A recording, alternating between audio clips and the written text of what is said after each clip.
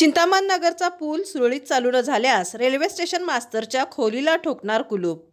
राज्य प्रवक्ते संतोष पाटील.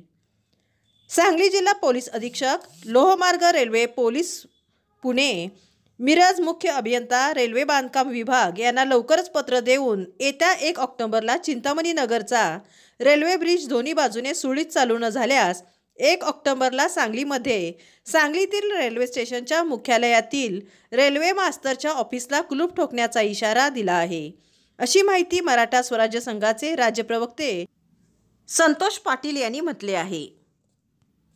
चिंतामण नगरमधील रेल्वे ब्रिजला दिलेली मुदत संपली आहे. रेल्वे बांधकाम विभाग वेळकाढूपणा करत आहे.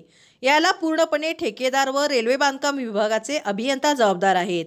माधवनगर, बुधगाव, कौलापूर, तासगाव, विटामधील येणाऱ्या जाणाऱ्या लोकांचे बऱ्याच दिवसापासून हाल होत आहेत. विशेष करून व्यापाऱ्यांचे मोठे नुकसान होत आहे. याला सर्वस्वी जबाबदार रेल्वे ठेकेदार व रेल्वे बांधकाम विभागाचे अभियंता जबाबदार आहेत.